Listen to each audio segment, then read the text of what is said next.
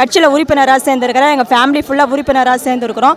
நாங்கள் அவருக்காக ப்ரேயர் பண்ணோண்ணா. அவர் வரணும்னு சொல்லிட்டு ரொம்ப நேற்று நைட்டுக்குள்ளே நான் தூங்கவே இல்லை. தூங்காமல் காலையில் இப்போ 3 மணிக்கு தான் வந்ததுலேருந்து நிற்கிறேன். தற்கொலை கூற்றம் அபார வெற்றி பெற்று தமிழ்நாட்டில் ஒரு கோட்டையை பிடித்தது. தற்கூரிகளின் தலைவன் கோட்டையில் நாளைக்கு கொடி ஏற்றுவார். தற்கூரிகளை நீங்கள் சொன்ன மாதிரியே நாங்கள் தற்கூரிகளாகவே இருந்துட்டு போகிறோமே. தற்கூரிகளுக்கு அர்த்தம் கூகுளில் போய் சர்ச் பண்ணி பாருங்கள். அது எங்களுக்கு தான் சாதகமாக இருக்குது. நீங்கள் அதனால் நாங்கள் தற்கூரின்னு சொல்கிறதுல பெருமையாக நினைக்கிறோம். நாங்கள் சொன்ன வாக்குறுதியெல்லாம் கண்டிப்பாக நிறைவேற்றுவார்ண்ணா. சொன்ன ஒன்றுமே மிஸ் ஆகாது. அந்த நம்பிக்கையில் தான் நாங்கள் இன்னமும் இருக்கிறோம். கண்டிப்பாக அவர் நிறைவேற்றுவார் சொன்ன வாக்குறுதி எல்லாத்தையும்.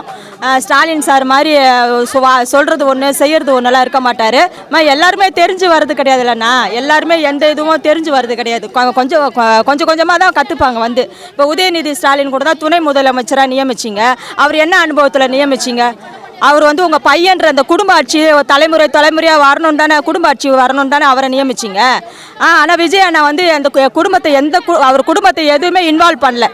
அரசியலில் விஜய் அண்ணா குடும்பத்தை சேர்க்காம தனி ஆளாக நின்று குடும்பத்தையே ஒதுக்கி வச்சுட்டு மக்கள் பணி ஆற்றணுன்னு தான் அந்த ஒரு முடிவோடு தான் அவர் வந்தார். தனியாக நின்னார், ஜெயிச்சார். தனியாக நின்று சிங்கிளாக தான் நிற்குன்ற மாதிரி பண்ணிங்க. கூட்டமாக கூட்டணி வச்சாங்க. திமுக ஒரு 20 பேர், அவர் ஒரு அதிமுக ஒரு 8-10 கூட்டணி, எல்லாம் கூட்டமாக வந்தாங்க. அப்போ கூட்டணி எல்லாம் ஓடி போனாங்க. சிங்கிளாக நின்று தனித்து நின்று களம் கண்டு வெற்றி பெற்றது. அவ்வளோதானா? நான் வேறு எதாவது கேளுங்க. நான் நிறைய சொல்கிறேன். தற்கூரிகள்ன்றாங்களே, தற்கூரிகளால் தோற்கடிக்கப்பட்ட 70 வருஷ திமுக கட்சி 1977 எம்ஜிஆர் தனித்து நின்று களம் கண்டார். அதே போல் தான் எங்கள் விஜய் அண்ணா யார் கூட மோடி கூட போயிடுவார். மோடி கூட சேர்த்து மதம் மாற்றிடுவாங்க, அவர் இந்துக்களுக்கு சப்போர்ட் பண்ணுவாங்கன்ட்டு அவர் மேலே நிறைய வீண் பள்ளியெல்லாம் சுமத்துனாங்க. கரூரில் போய் அவர் செய்யாத தப்பை சதி திட்டம் போட்டு அவர் மேலே போட்டாங்க, பள்ளியை போட்டாங்க. அப்போ கூட எங்கள் தலைவர் ஓடலை, அரசியலை விட்டு ஓடலை. சீமான் என்ன பண்ணா, ரஜினிகாந்தை வர ரஜினிகாந்த், கமலஹாசன் இவங்கெல்லாம் என்னென்னவோ அவதூறா அசிங்கமாக விமர்சனம் பண்ணி ஓட விட்டார். ஆனால் எங்கள் விஜய் அண்ணானையும் எவ்வளோ அவதூறான பேசினார். இந்த பக்கம் நில்லு, லாரிக்கு அந்த பக்கம் நில்லு, நடு ரோட்டில் நின்னாலும் லாரி அடிபட்டு செத்துருவேன்னு சொல்லிட்டு ஒரு ஃபஸ்ட்டு விமர்சனம் வச்சார். அப்படியாச்சும் ஓடிடுவார். இன்னும் எவ்வளோ கேவலமாக கீழ்த்தரமாக விமர்சனம் பண்ணார் விஜய் அண்ணாவை. ஆனால் எங்கள் விஜய் அண்ணா மக்களை நம்பினார், கடவுளை நம்பினார். நீ என்ன சொன்னாலும் நான் ஓட மாட்டேன், எனக்கும் போட்டி இல்லை, திமுகக்கும் எனக்கும் 2 பேருக்கு நடுவில் தான் போட்டின்னு ஜெயிச்சு காட்டினார். அவர் ஜெயிக்க பிறந்தவர், ஜெயிச்சார். அதுக்கு தான் வெறியில் இருக்கிறார் இப்போ விஜய் மேலே. விஜய் நடுவுரை பூந்து நம்ம காரியத்தை கெடுத்து போட்டாருன்ட்டு இப்போ ரொம்ப வெறியில் இருக்கிறாரு. அதனால அட்ரஸே காடையினா ஒரு வாரத்துக்கு வரமாட்டார். ஒரு வாரம் கழிச்சு தான் ப்ரெஸ்ஸுக்கு தேடுவார் என்ன பேசலான்ட்டு. அதான் ஒரு வாரம் கழிச்சு என்ன பேசலான்னு ஒரு மாதிரி எழுதி வச்சுப்பாரு. ஒரு நோட்டில் என்னென்ன பேசலான்னு எழுதி வச்சுட்டு ஒரு வாரம் கழிச்சு தான் ப்ரெஸ்ஸையே சந்திப்பார். அது வரைக்கும் வரமாட்டார். பாருங்க, நீங்கள் வேணா பாருங்க, நான் சொல்கிறது உண்மையாக பொய்யான்ட்டு எப்படி சந்திப்பார். மூஞ்சில் கறி அப்புன மாதிரி ஆயிடுச்சு. விஜய் நாங்கள் தான் வருவோம், நாங்கள் தான் மக்களை களத்தில் சந்திக்கிறோம், நாங்கள் தான் வருவோம்ன்ட்டு என்ன நம்பிக்கையில் பேசுனாங்கன்னே தெரியல. சீமானும் சாக்கடையும் எவ்வளோ அசிங்கம், எவ்வளோ அவமானம். அதுதான் வாய் சவடால் மட்டும் என்றைக்குமே விடக்கூடாது, செயலில் காட்டணும். எங்கள் தளபதி விஜய் அண்ணா செயலில் காட்டினார், பேச்சில் சைலண்ட்டாக இருந்து காரியத்தை முடிச்சாரா? சைலண்ட்டாக இருந்து மக்களை நம்பினார், மக்கள்கிட்ட கெஞ்சினார். எனக்கு ஒரு வாய்ப்பு கொடுங்கன்னு கெஞ்சினார் பாருங்க. அதுக்கு தான் ஒரு வாய்ப்பு கொடுத்துருக்குறோம். நாங்கள் அந்த வாய்ப்புலேயே அந்த 5 வருஷம் வாய்ப்பு கொடுத்துருக்குறோம் பாருங்க. எப்படி ஆட்சி செய்கிறாருன்னு மட்டும் பாருங்க.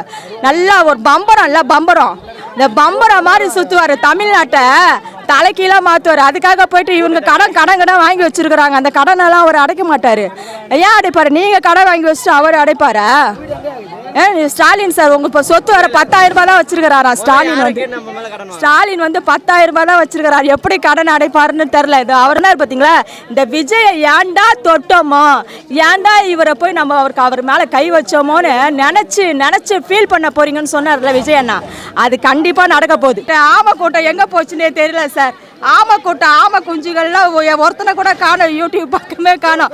எப்படி கதறுவானுங்க உட்காந்து ரூம் போட்டு.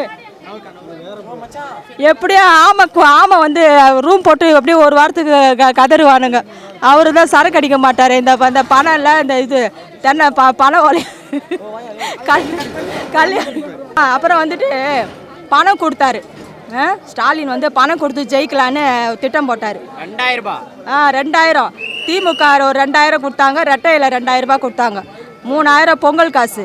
அப்புறம் ஒரு 5000 ரூபாய் வந்து கோடை காலத்தில் வந்து ஏதோ ஒரு அந்த 5000 ரூபாய் 8000 ரூபாய் டோக்கனு. ஓட்டுக்கு வர எங்கள் ஏரியாவில் 1000 ரூபாய் தான் பிரதர் கொடுத்துட்டாங்க. எங்கள் ஏரியாவில் 1000 ரூபாய் தான் பிரதர் கொடுத்தாங்க. வாங்கினேன். இங்கே ஒரு 1000 ரூபாய் வாங்கினேன், அங்கே ஒரு 1000 ரூபாய் வாங்கினேன். கொடுக்குறத வேணான்னு சொல்ல முடியாதுல்ல. ஏன்னா நம்ம பணம் நம்மளுக்கு, ஏன்னா அவங்க உழைச்ச காசு அது. நம்ம பணத்தை பிடுங்கினாங்க, வரி பணத்தை நல்லா கொள்ளை அடித்தாங்க. ஜெயலலிதா அம்மா இருக்கும்போது தக்காளி கிலோ 8 ரூபா 10 ரூபா விற்கிற தக்காளி ஸ்டாலின் ஆட்சியில் தான் 35 ரூபா 40 ரூபா 50 ரூபான்னு ஏறிச்சு. அந்த பணம்லாம் எங்கே போச்சு? கேட்டால் ஒரு 10,000 ரூபா தான் வச்சுருக்கிறேன்னு சொல்லிட்டு பீலா விடுறாரு அவர். பணம்லாம் ஒரு ஒரு ஒரு என்னது ஒரு ஷட்டரை திறந்தா மூட்டையாக வச்சுருக்கிறாருங்களா சார் பணம் ஸ்டாலின்? ஆமாம், கண்டிப்பாக. ஏன்னா வந்து பணம் நம்ம பணத்தை வாங்கிட்டு நாங்கள் விஜய்க்கு விசிலுக்கு போட்டோம் ஓட்டு.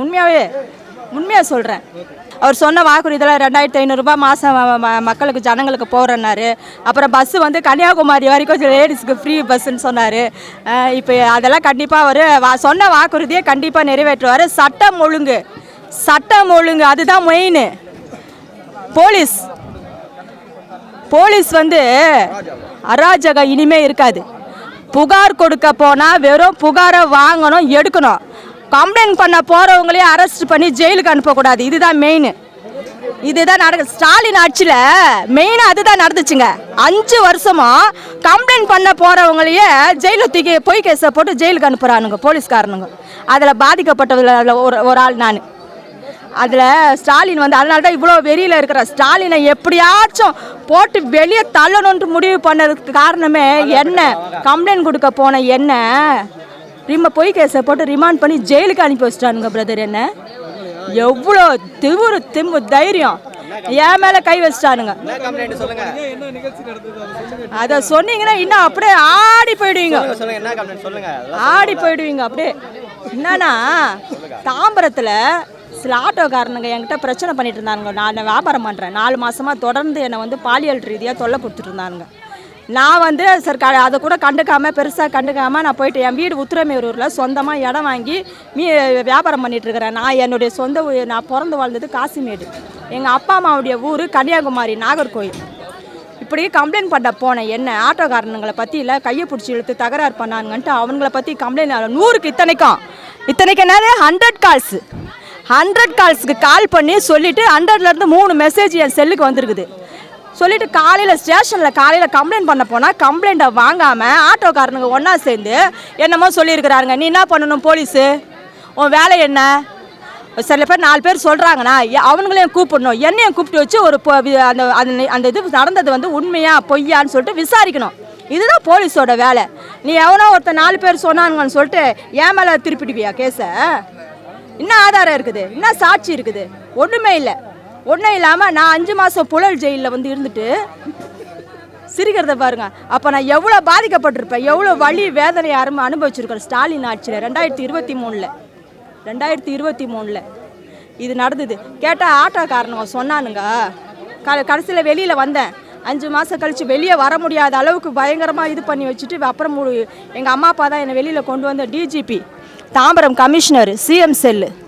சிஎம்முக்கும் ஒரு போட்டேன். அண்டாலே அங்கே வேஸ்ட்டாக உட்காந்துருக்கேன். அவன் தான் போலீஸுக்கு சொல்கிறதே அவன் தான். போய் கம்ப்ளைண்ட் கொடுக்க வரவங்கள போய் கேஸை போட்டு உள்ள தள்ளுன்னு சொல்கிறதே ஸ்டாலின் தான். போலீஸை தான் கையில் அஅப்படியே அடக்கி வச்சுருக்கிறாங்களே. ஸ்டாலின் கைக்குள்ளே தான் போலீஸோடைய அந்த அதிகாரம் இருக்குது. இனிமே இருக்காமே இல்லை. அப்போ சொல்கிறேன். அது அப்போ கதையே சொல்கிறேன். அது இப்போ அதுதான் இவ்வளோ தூரம் வெளியில் வந்து அப்புறம் மகளிர் ஆணையத்தில் சேப்பாக்கத்தில் போலீஸ்காரங்களை இழுத்து வச்சு வெளியில் அவங்க விசாரணை பண்ணி நடத்தி எல்லாம் உண்மை வெளியே வந்து நான் நிரபராதின்னு கோர்ட்லேருந்து விடுதலை ஆக்கப்பட்டிருக்கிறேன். கோர்ட்லேருந்து 2 வருஷத்தில் வந்து. ஆனால் கோர்ட்டு கேஸு ஜெயில் இத்தனைக்கும் காரணம் யார்? யார் காரணம்? இத்தனைக்கும் ஸ்டாலின் ஆட்சி. இப்போ நல்ல வேலை எங்கள் தளபதி அண்ணன் விஜய் அண்ணன் வந்திருக்கிறாரு. கண்டிப்பாக 5 வருஷம் நல்லாட்சி செய்வார்னு நம்பிக்கையோட திட நம்பிக்கை உறுதியோடு நாங்கள் காத்துட்ருக்குறோம், வெயிட் பண்ணுறோம். அவரோட முதலமைச்சராக கோட்டையில் கொடி ஏற்றுவார்னு நாங்கள் எப்படா நாளைக்கு வெயிட் பண்ணுறோம். ஃபேமிலியோட முக்கியமாக குடும்பத்தோடு நீங்கள் சேரணுன்ட்டு நாங்கள் கடவுளை வேண்டிக்கிறோம் விஜய் அண்ணா.